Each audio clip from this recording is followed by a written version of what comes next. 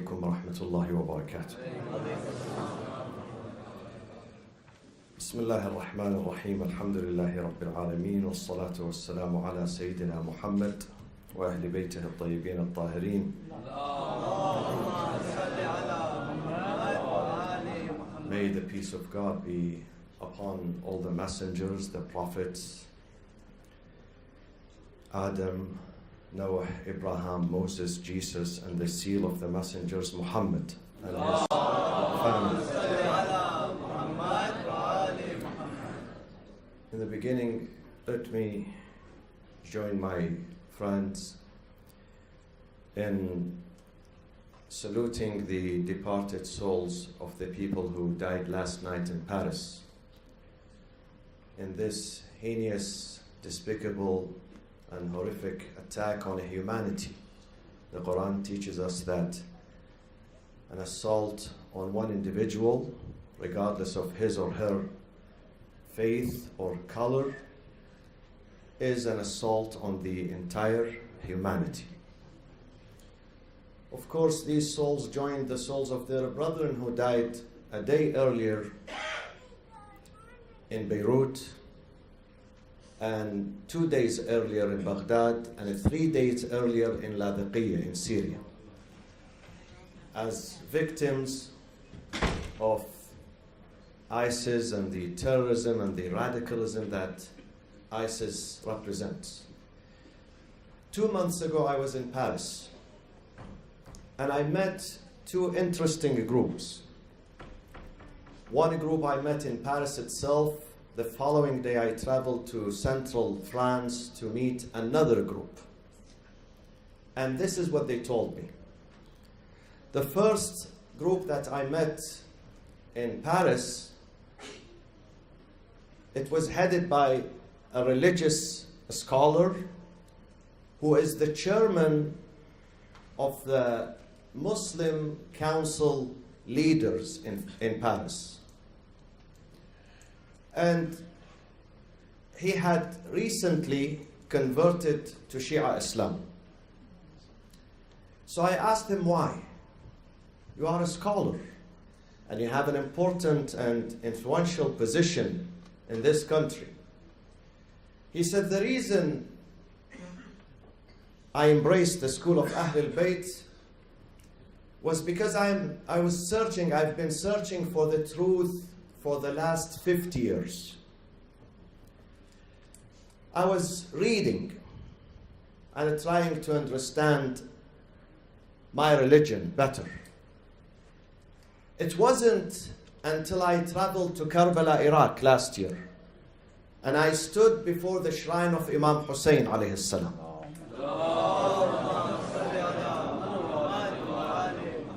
And I said, why on earth this man gave his soul and his life, despite having a comfortable life in Medina? He was not short of food, neither short of clothing or money or land. So why this man in particular, from among a huge pool of leaders who were reluctant to give their life, why he stood there? Why he gave his life, not only his life, but as you heard from earlier speakers, the life of his companions, his friends, his oldest son and his youngest son. The oldest son happened to be 27 years old. The youngest son was only 6 months old. And then I realized that because he represents him and his ideology and his school of thought, they represent the spirit of the Holy Quran. They represent the tradition of Prophet Muhammad sallallahu alaihi wasallam. And this scholar tells me, while I was standing before the shrine of Imam Hussain, I had this inspiration that this is the moment that you embrace the school of Ahlul Bayt. You should not delay that. So while I was standing there, I said, Ashhadu an la ilaha illallah, wa ashhadu anna Muhammadan Rasulullah, wa ashhadu anna Aliyan waliyullah.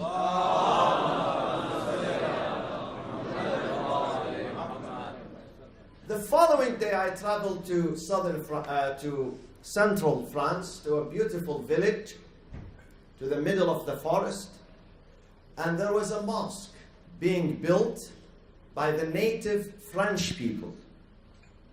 French, pure French. They started their journey as Christians, and then their leader was telling me they make about 7 or 8 families, a total of 30 individuals. Some of them are farmers, some of them are teachers. They were searching again because they felt the emptiness. So they accepted Islam, but not the school of Ahlul Bayt. And then they were doing more homework until the leader tells me, Abdul Rahman, their leader and their elder, he says, we heard about the school of Ahlul Bayt. We were fortunate enough to read some books, and then we decided that this is the right path. And we learned something very important in Shia Islam, that the love of your country, the love of your soil, the love of your community is part of faith and part of Islam. And they say, the leader says to me, that I discovered that the successor to Muhammad, Imam Ali alayhi salam, states that the best land and the best home and the best country is the country that bears you and embraces you and caters for you, not the country that overburdens you. خَيْرُ الْبِلَادِ مَا حَمَلَكْ لَا مَا حَمَّلَكْ. So he says, we knew that loving this country is part of Islam. Imam Ali teaches us that we are Muslims, we are Shias, but at the same time we have to be proud French people here. Some people ask me, you have the most peaceful religion. Your book, the Holy Quran, preaches peace and a brotherhood.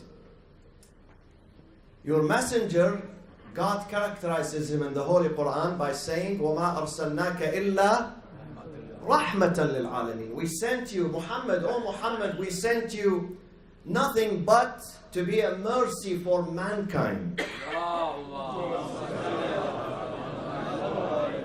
Muhammad's mission is universal, is not local, neither regional.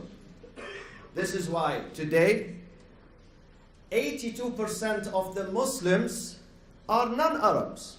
Only 18% of the Muslims are Arabs. Although this book is written and was revealed in Arabic, but it is not contained only to the Arab community. It's a universal message. So why, when you have the most peaceful messenger, the most merciful God, why then you have ISIS? Why you have this bloodshed everywhere today? Everywhere. It used to be only in the Middle East. Now it is in Europe. And it happened here in America, not far from you, across the river. Why do you have ISIS? Why do you have Al-Qaeda? Why do you have Boko Haram? Why do you have these radical and violent extremists? My answer was in 2 points. Let me share my answer with you, my friends. So the Muslims and the non-Muslim friends understand why we have ISIS within the Muslim communities. 2 important elements led into the emergence of violent radicalism in Islam, within Muslim communities. One of them is oppression, dhulm, suppression of freedom, freedom of belief, freedom of speech, freedom of thoughts, which started from the time of Muawiyah bin Abi Sufyan. Few years after the death of Prophet Muhammad, Muawiyah took over and he started his campaign of distortion, his campaign of injustice and suppression to Arabs and non-Arabs, to Muslims and non-Muslims. And then his empire lasted for almost 70 years. And it was Imam Hussain during that time, who rose, who decided to stand up against injustice and oppression. And with only few, imagine at that time the Muslim population was several millions, but only 72 decided to stand with Husain alayhi salam. Only few who decided to leave their families, the comfort of their homes, and give their blood to protect Islam and to protect humanity at large. After that, it was succeeded by the Abbasid Caliphate, which lasted for 6 centuries. After that, many other caliphates until today, where Abu Bakr al-Baghdadi in Mosul declares himself to be the caliph of the Islamic State. So this was one reason. And my friends, this type of oppression and submission to a despotic ruler is found, unfortunately, in some of the Islamic narratives with other schools of thought that do not subscribe to Ahlul Bayt. Do you understand me? Those who deviate from the path of Ahlul Bayt, some of their scholars, they tell their followers that you must submit to the ruler. Do not look at what he or she does. God wants you to say yes, sir, to him without any question. This narrative is found in particular in the Wahhabi tradition today in Saudi Arabia, that you have to submit because this is what God wants you to do. You have no freedom. Who tells you that you have a freedom of choice? You don't have a freedom of choice. God is forcing you. God created you, and He's directing you. And He wants you to submit to the king, to the sultan. And of course, some people, they believe that, unfortunately. They believe that. They were sedated. They accepted this status quo. And until now, they know that the ruler is corrupt, is a tyrant.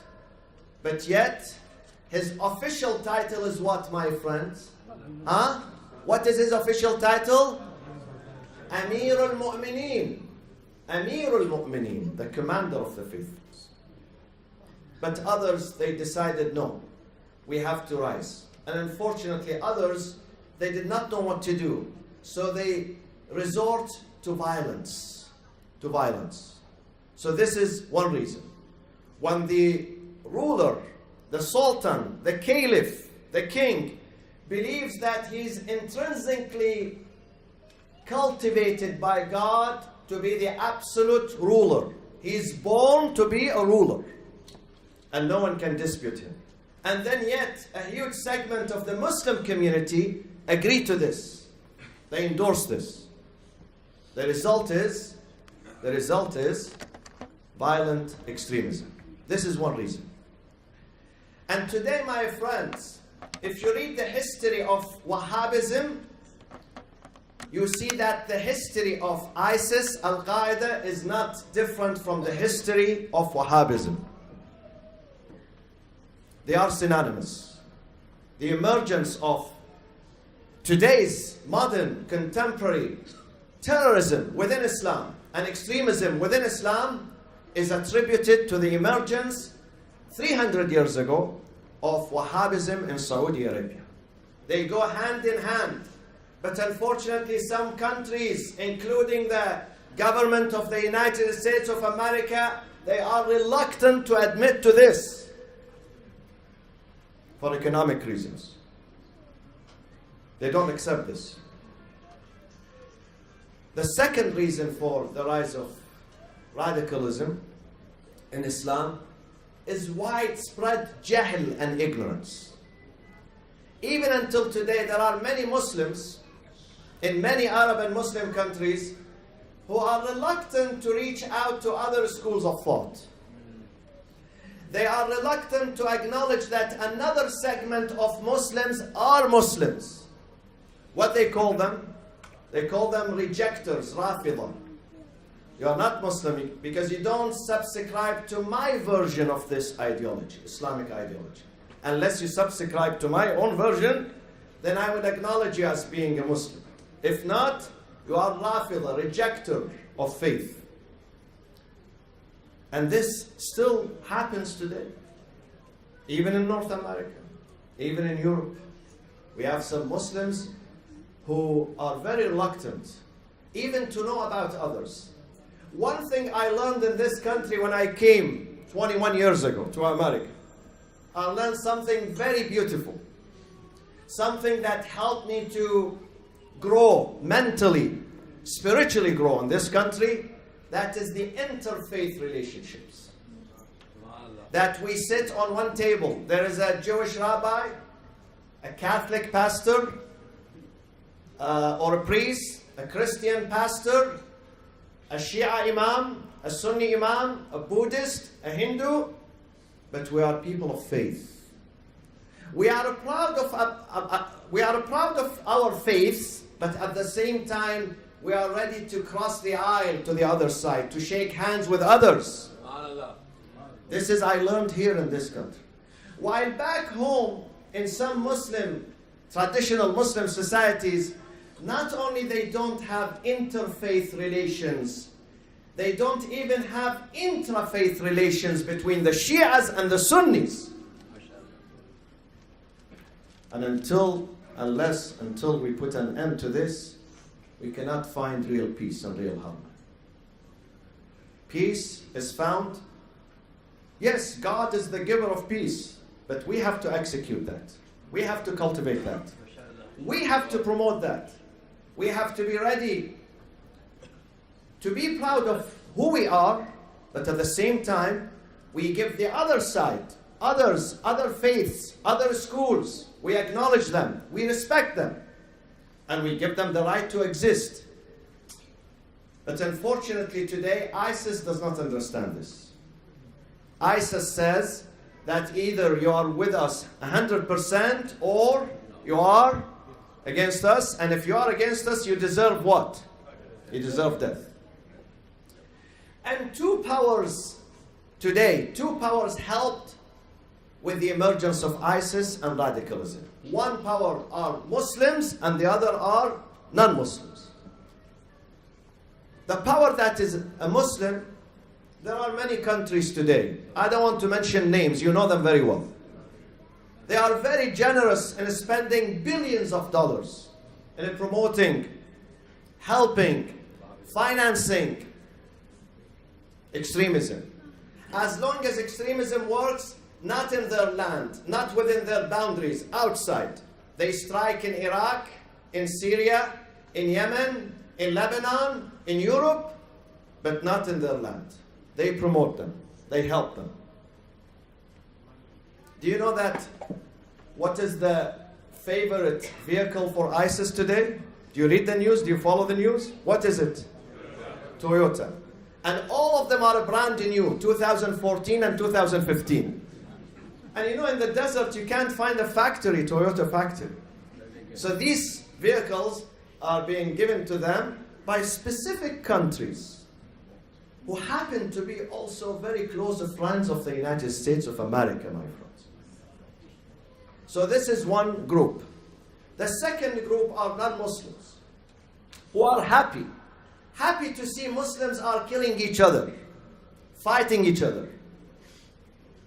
Happy to sell their arms to them and help them to execute this evil mission. So these two groups unfortunately led into the emergence of ISIS. Now, having said that, what is our own duty here? Should we only sit and say and shed tears for those who perish in Paris and Baghdad and Damascus and here and there? Or there is something bigger we can do? Definitely, there is something bigger we can do. The Muslims should get together.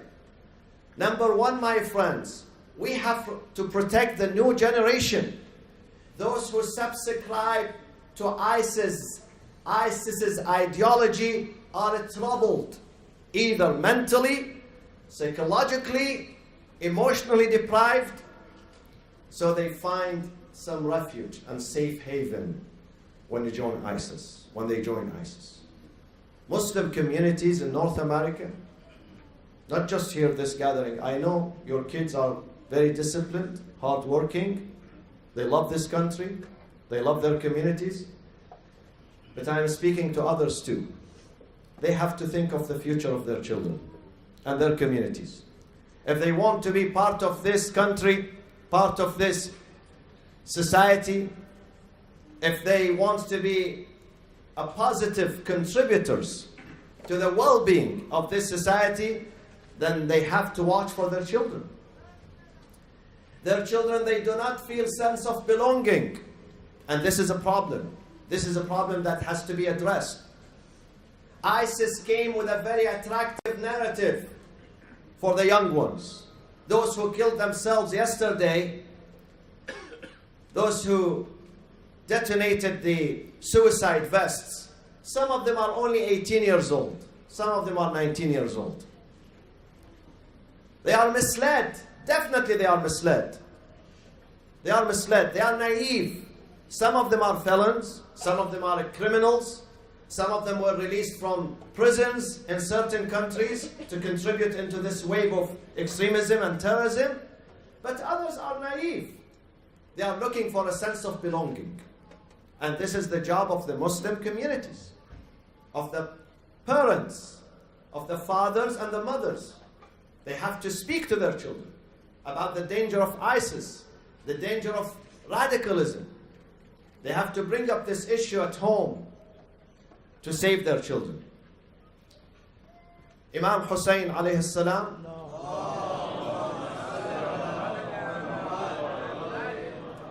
faced the same situation. ISIS is not a new phenomenon in the history of Islam. The first founder of ISIS was Muawiyah and Yazid. And those contemporary ISIS members today, they subscribe to that ideology. Even let me tell you something more. Radicalism and the ideology of ISIS was established while Prophet Muhammad was still alive by some companions, not all. Many of them were peaceful. But some of them were not peaceful. Some of them, they believed in violence. Some of them, they created plots to assassinate the Prophet Muhammad himself. And this is in the Holy Quran. إِنَّ الَّذِينَ يُؤْذُونَ اللَّهَ وَرَسُولَهُ. Those who harass, annoy, and plot against God and His apostle. His apostle means Muhammad sallallahu alayhi wa sallam. But Prophet Muhammad was aware of that. So we had this problem right from the beginning. Because good and evil, they are moving side by side from the first day. First day, God created Adam. With him, there were two sons, Cain and Abel. So evil, falsehood on the one hand, and goodness, and freedom, and democracy, if you will, on the other hand. They struggled against each other. And this struggle, my friends, is continuing until we believe in our tradition, until the last disciple of Muhammad sallallahu alayhi wa sallam. The last disciple of the Prophet Muhammad, Imam al-Mahdi, is going to reappear. All religions believe in that, in the Messiah, in the coming of the Messiah. Judaism believes in that. Christianity believes in that. Other religions believe that God is not going to leave this earth and the inhabitants of this earth in disarray and confusion. The last round is going to be for the victory of the last round is going to be for the virtuous, for the righteous. Inna al-arda, verily the land is going to be inherited by the virtuous and the righteous. By the good, not the evil. My sister Shirley. The land, at the end, is going to be led and flourished and constructed and rebuilt by the pious, by the virtuous. إِنَّ الْأَرْضَ يَرِثُهَا عِبَادِيَ الصَّالِحُونَ. And in fact, this verse came before the time of Prophet Muhammad, describing the children of Israel who escaped the oppression of the Egyptians, the ancient Pharaoh and the ancient Egyptians. And God says this is a universal law. At the end of the day, I'm not going to allow ISIS to wreak havoc in the land. Peace is going to be regained, and peace is going to prevail. But however, my friends, we should not just depend on this promise and do nothing about it. We have to work hard. Every single individual, every single father, mother, daughter, son, young, old, have a responsibility of spreading knowledge, fighting ignorance, and being bridge builders. Yesterday in France, all these, I was walking in Paris 2 months ago with this, and I felt proud, I felt safe. Now if you tell me go to France, I don't dare going there with this. I can't. You build bridges of understanding, and ISIS with one terrorist act, they come and they destroy everything. And this happened here in New York too. But we have to be adamant. We don't lose hope. We are bridge builders and peacemakers. May Allah bless you. Since you are a very good audience listening to me, I am going to give you some discount, 3 minutes and 30 seconds. May Allah bless you. Wassalamu alaikum wa rahmatullah.